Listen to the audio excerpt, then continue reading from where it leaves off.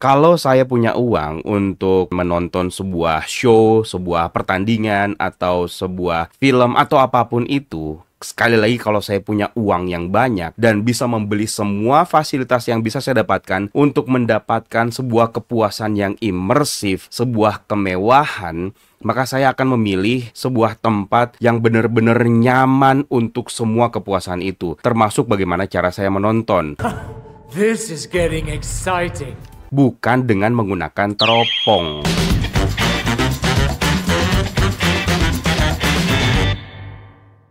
Squid Game Season 3 adalah season terakhir dari serial drama Korea yang lagi happening banget dan sudah ditonton ratusan juta kali di Netflix.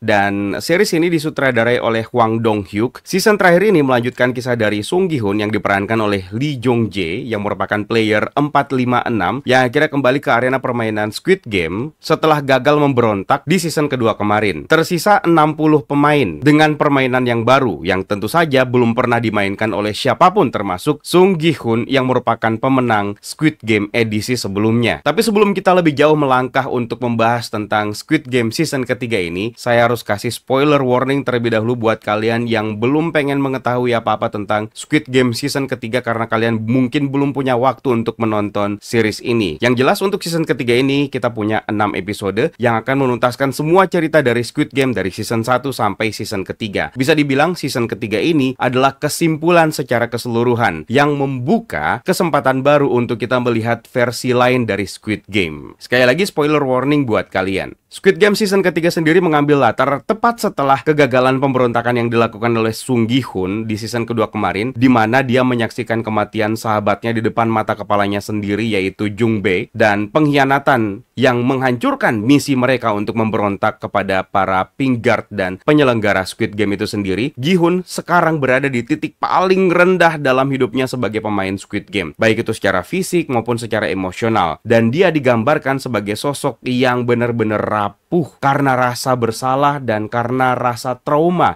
yang dia alami. Nah, permainan ini terus berlanjut meskipun Gi-hun dalam kondisi seperti itu dengan aturan yang jauh lebih kejam, dengan permainan-permainan tradisional yang memang sudah menjadi ciri khas dari Squid Game, tapi kali ini jauh lebih brutal dan memakan banyak korban. Ada permainan petak umpet, ada permainan lompat tali sampai Sky Squid Game yang melibatkan pertarungan di ketinggian. Ini mungkin merupakan level upgrade dari Squid Game di season pertama. Menariknya lagi, selain di arena permainan Squid Game sendiri, ada plot juga yang berjalan di luar arena Squid Game tersebut, yaitu pencarian Hwang Jun-ho yang merupakan adiknya Hwang In-ho untuk menemukan pulau tempat diselenggarakannya Squid Game, yang juga tentu saja tidak mudah karena ada Kapten Park yang menjadi imposter yang ikut membantu Hwang Jun-ho untuk mencari pulau tersebut. Bagaimana permainan ini akhirnya berakhir, bagaimana cerita semuanya dibungkus, kalian mendingan nonton aja Squid Game season ketiga ini yang terdiri dari 6 episode. Seperti yang sudah dilakukan oleh Hwang Dong-hyuk dari season pertama, season kedua, sampai di season ketiga ini, masih tetap mengutamakan dan membahas tentang kapitalisme, ketimpangan sosial, sampai kepada sifat-sifat dasar manusia dalam situasi yang ekstrim. Eksplorasinya berputar-putar di situ. Apakah tema yang ingin diangkat dan disampaikan oleh Hwang Dong-hyuk berhasil? Secara output sebenarnya berhasil. Hanya saja masalahnya ini adalah langkah repetitif yang dilakukan oleh Hwang Dong-hyuk di season ketiga ini tanpa adanya kebaharuan, tanpa adanya sesuatu hal yang fresh. Ini hanya sekedar pengulangan dari apa yang disajikan oleh Hwang Dong-hyuk di season pertama. Seolah ingin mengulang momen manis di season pertama tapi dibungkus dalam 2 season yang kelihatan banget pengen nge-milkingnya. Dan sebenarnya nggak masalah juga kalau pengen milking asalkan treatmentnya bagus. Masalahnya adalah treatment yang dilakukan oleh Hwang Dong-hyuk dalam 2 season yang sebenarnya bisa dibungkus menjadi 1 season saja tidak berhasil semulus apa yang sudah disajikan di season pertama. Bahkan kalau mau langsung ngebandingin season ketiga dengan season kedua, season ketiga ini adalah sebuah penurunan yang cukup jauh dan cukup tajam. Alasannya coba kita lihat dari beberapa karakter. Yang pertama, Sung Gi-hun yang menjadi MC-nya. Lee Jung-jae memang kembali berhasil memerankan karakter seperti yang diinginkan oleh Hwang Dong-hyuk, tetapi masalahnya di season ketiga ini kelihatan banget kalau Gi-hun itu pasif di tengah masa-masa depresif dan traumanya dia. Memang sebenarnya kita bisa menerima kenapa dia bisa sepasif itu. Alasannya ya karena dia depresi, dia trauma, dia terkubur dalam rasa bersalah yang cukup dalam setelah apa yang terjadi di season kedua. Tetapi masalahnya tidak ada warisan yang diturunkan kepada karakter-karakter pendukung yang bisa membuat karakter Gi-hun ini sebenarnya memiliki pengaruh besar terhadap keseluruhan plot meskipun karakternya pasif. Karakter-karakter pendukung lainnya berkembang sesuai dengan story arc-nya mereka, bukan karena ada pengaruh dari Gi-hun, yang mana Gi-hun ini adalah MC-nya. Gi-hun ini adalah karakter utamanya. Jadi dia itu tidak memiliki bobot naratif dan tematik di season ketiga ini. Benar-benar kehilangan relevansi yang membuat saya membenci Gi-hun. Bukan dalam artian benci karena dia berhasil membawakan karakter yang memang disengaja untuk membuat para audiens benci kepada dirinya, tapi benar-benar tidak ada relevansi terhadap cerita. Sementara untuk karakter yang mungkin akhirnya diplot sebagai karakter pasif dalam sebuah series atau sebuah show, tetap ada perwakilan dari gagasan, perwakilan dari simbol moral, perwakilan dari sumber konflik ideologisnya. Masalahnya, tidak ada yang mewakili itu kepada Gi-hun. Semua karakter-karakter pendukung story arc-nya berjalan sesuai dengan karakternya masing-masing. Hyunju berjalan sesuai dengan karakternya. Junhee, story arc-nya berjalan sesuai dengan karakternya. Jang Gum-ja juga berjalan sesuai dengan karakternya. Tidak ada perwakilan Gi-hun di masing-masing plot yang berjalan ini. Untungnya tertolong karena ini bercerita tentang kemanusiaan di situasi yang ekstrim, yang mana sepertinya tanpa Gi-hun pun story-nya masih tetap bisa berjalan. Sebagai salah satu contoh, misalnya kita ambil dari Tony Soprano dari series The Sopranos. Jadi ada banyak banget episode di mana Tony itu tidak bisa melakukan tindakan yang besar, tetapi isi pikirannya, mimpinya, konflik batinnya, dan bagaimana dia memandang hidup itu sebagai gangster tetap menjadi core thematic engine untuk cerita. Bahkan ketika dia bersikap pasif sekalipun, dunia itu tetap berputar di seputar ketidakmampuannya untuk berubah. Hwang Dong-hyuk gagal melakukan ini kepada Sung Gi-hun di season ketiga Squid Game. Ibaratnya, kita nggak butuh Gi-hun di season ketiga ini. Dimatikan di season kedua pun juga tidak ada masalah. Karena toh tujuan dia ada hanya untuk menyampaikan kepada kita apa yang ingin disampaikan oleh sang sutradara. Sementara untuk relevansi, mungkin kita bahkan lebih merasa kehilangan karakter-karakter pendukung yang mati dalam game ini. Pun demikian dengan Hwang In-ho.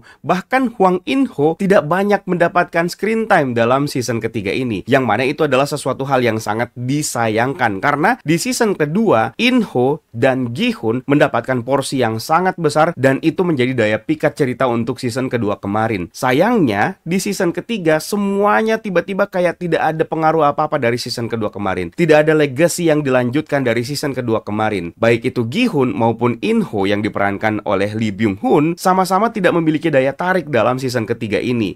Oke lah, di final season atau di episode kelima dan episode keenam, mereka sudah mulai masuk ke dalam core utama ceritanya, pertarungan ideologis di antara keduanya. Tapi itu tidak cukup. Dari episode ke-1 sampai episode ke-4, kita kehilangan dua karakter utama kita ini, yang mana inilah daya pikat utama dari series ini, selain permainan tradisionalnya. Khusus untuk karakter Gi-hun, ketika menjalani masa-masa depresinya di season ketiga ini, saya merasa ini adalah sesuatu hal yang sangat cringe parah. Dia menyimpan dendam terhadap Daeho yang merupakan salah satu anggota dari komplotan pemberontakannya di season kedua. Karena Daeho, timnya mengalami kekalahan dan berakhir dengan Gi-hun kehilangan Jung-bae. Tapi rasa dendamnya tersebut hanya muncul di permukaan saja, hanya muncul di raut wajah saja tanpa diiringi dengan tindakan. Oke, saya paham. Mungkin yang mencegah dia untuk segera menghabisi Daeho itu adalah karena rasa kemanusiaannya. Dia adalah salah satu karakter dalam Squid Game ini yang masih memiliki pri kemanusiaan. Tetapi dalam situasi ekstrim di mana logikanya sudah tidak jalan, tema yang harusnya tersampaikan bisa jauh lebih mendalam dan jauh lebih kelam ketika Gi-hun memiliki satu kesempatan untuk kehilangan rasa kemanusiaannya tersebut. Lalu kemudian pada saat series ini akhirnya berakhir, rasa kemanusiaannya tersebut akhirnya bangkit kembali, yang tentu saja akan menambah layer penyesalannya dan membuat ceritanya malah menjadi semakin berbobot untuk Gi-hun. Adegan pada saat dia mau ngebunuh Daeho yang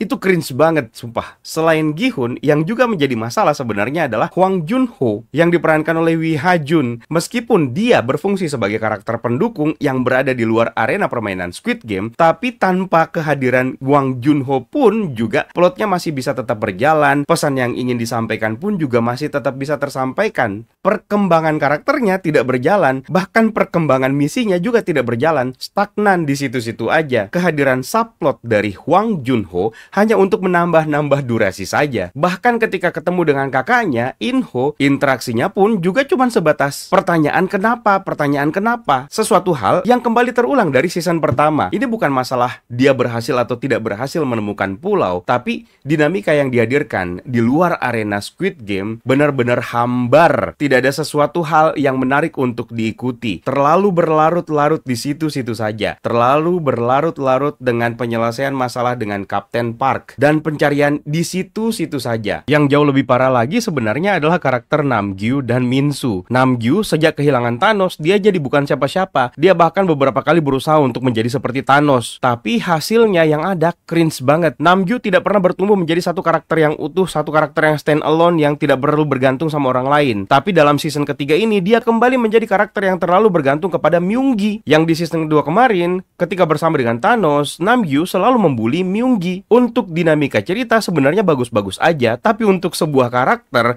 meskipun itu karakter pendukung, sama sekali tidak berguna dan sama sekali tidak menarik. Untungnya, season ketiga ini diselamatkan oleh penampilan dari karakter-karakter pendukung yang saya bilang tadi, seperti Hyunju yang diperankan oleh Park Sung Hoon. Dia adalah karakter trans yang sebenarnya ini menuai kontroversi, terutama untuk negara-negara yang tidak menerima keberadaan trans, tapi justru hebatnya berhasil menjadi favorit banyak audiens, termasuk saya sendiri. Hyunju adalah karakter terfavorit secara pengembangan karakter. Awalnya kita meremehkan karakter ini, namun pada akhirnya seiring cerita berjalan, struggle-nya, perkembangannya bisa terlihat dan bisa kita ikuti. Dan nasibnya di Squid Game season 3 ini, yang tentu saja kalian sudah tahu bakal seperti apa, karena memang sudah seperti itu, membuat banyak audiens, saya rasa ikut terpukul sama seperti saya. Saya juga kaget, dan ini merupakan salah satu plot twist yang tidak disangka-sangka. Dan momen kematiannya benar-benar sangat tragis, karena dia dibunuh oleh karakter yang sebenarnya sudah tidak perlu lagi membunuh, karena secara teknis dia sudah lolos. Hidupnya berakhir pada saat dia sebenarnya sudah punya kesempatan 100% untuk lolos dari permainan, tapi karena rasa kemanusiaannya yang akhirnya membuat dia kembali untuk membantu teman-temannya. Junhee sebagai karakter wanita hamil yang akhirnya membawa elemen emosional baru untuk Squid Game season 2 dan season ketiga. Akhirnya di season ketiga ini dia beneran melahirkan, dan ini sudah dikasih lihat di trailer ya. Penampilan Jo Yuri sebagai Junhee juga berhasil memberikan sentuhan tersendiri, terutama untuk hubungannya dengan Jang Gumja serta Gi-hun dan Myunggi. Pun demikian dengan Jang Gumja yang memiliki plot sendiri dengan anaknya. Menariknya, secara teknis harusnya kita bakal merasa iba terhadap korban yang mati dalam permainan. Tapi dinamika antara Jang Gumja dengan anaknya justru berkebalikan. Kita justru merasa iba terhadap Jang Gumja yang tidak punya pilihan lain. Sementara Myunggi yang diperankan oleh Lim Si-won sukses menjadi karakter yang sangat dibenci dalam serial ini. Karakternya membawa dilema moral yang sangat kontroversial, terutama di episode terakhir. Karakter ini bahkan saya anggap bisa bersanding dengan Sang-woo di season pertama. Hanya saja yang tidak dimiliki oleh Myunggi ketimbang Sang-woo adalah backstory-nya yang tidak diperlihatkan dan membuat para audiens tidak mudah untuk bisa relate dengan karakter Myunggi. Tapi kekesalan kita muncul karena aktingnya Lim Si-won memang benar-benar memikat. Jadi meskipun tanpa backstory, kita masih tetap bisa kesel sama karakter yang satu ini. Dan dia memang pantas untuk menjadi antagonis utama di season ketiga. Dan salah satu karakter development terbaik setelah Hyunju dalam series season ketiga ini adalah Kang Noel. Kang Noel sangat jelas arah pengembangan ceritanya, story arc-nya, dan juga mendapatkan kesimpulan yang sangat memuaskan. Ini juga didukung dengan performa aktingnya yang luar biasa dalam series ini. Kita bisa merasakan chemistry antara dirinya sendiri, di mana dia juga punya konflik internal, chemistry-nya dengan orang lain seperti player 246 dan juga sang manajer. Sementara untuk permainannya, permainan yang paling saya suka adalah permainan petak umpet. Ini adalah permainan yang secara tradisional sepertinya ada di semua negara, termasuk di Indonesia juga. Tapi level taruhannya dinaikkan, di mana mereka dibagi menjadi dua tim, yang satunya memegang pisau, yang satunya memegang kunci. Dan dalam permainan inilah yang akhirnya melahirkan begitu banyak momen-momen emosional, sama seperti permainan kelereng dalam season pertama kemarin. Karena akhirnya dalam permainan inilah kita bisa mendapatkan salah satu adegan favorit saya dalam series Squid Game season ketiga, di mana siklus kehidupan yaitu kematian dan kelahiran dibingkai dalam satu frame, kemudian terjadi dalam banyak sekali dinamika dan juga pesan moral di dalamnya. Bayangkan dalam satu frame tersebut ada yang sedang melahirkan kehidupan dan ada kematian yang menggambarkan bagaimana siklus kehidupan itu terjadi. Ini adalah adegan paling menyesakkan dalam Squid Game season ketiga selain adegan terakhir ketika Gi-hun mengambil pilihan keputusan yang sangat sulit untuk dicerna, tapi itu merupakan sebuah pesan yang sangat mendalam yang ingin disampaikan oleh Hwang Dong-hyuk kepada para audiens.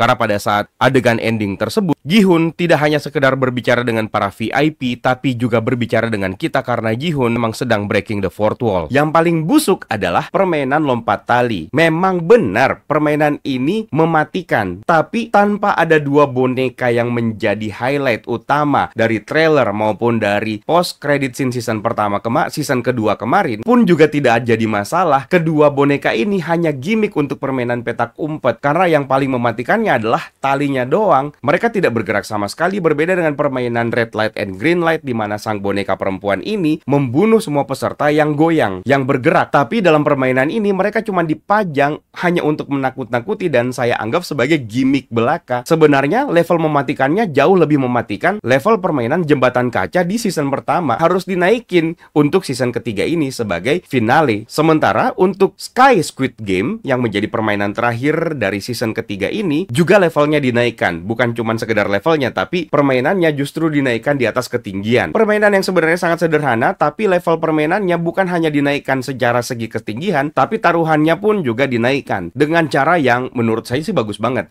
Karena pada saat permainan puncak ini mereka sudah kehilangan banyak karakter-karakter yang menarik. Peserta yang tersisa di permainan terakhir ini adalah peserta-peserta yang tidak pernah kita sangka-sangka berhasil mencapai permainan terakhir, yang tentu saja kalau tidak di-treatment sedemikian rupa akan kehilangan daya tarik. Untungnya daya tarik utama dari permainan ini adalah permainan psikologi, di mana Hwang Dong-hyuk memasukkan elemen sisi kelam dan sisi gelap dari manusia itu sendiri. Kerakusan, keserakahan, dan semua sisi gelap manusia dimasukkan dalam situasi yang sebenarnya bukan cuman genting, tapi kita berada di beberapa langkah terakhir menuju kemenangan, di mana pada saat itulah manusia bisa berubah 180 derajat dari karakter aslinya. Yang tadinya sombong bisa jadi pengemis, yang tadinya berani bisa menjadi ketakutan, yang tadinya ketakutan bisa menjadi berani. Dan menariknya, salah satu peserta yang dianggap paling lemah dan harus dieliminasi, dan mereka semuanya bersepakat untuk mengeliminasi peserta terakhir ini, malah keluar sebagai pemenangnya. Ini juga menjadi salah satu keputusan yang sangat kontroversial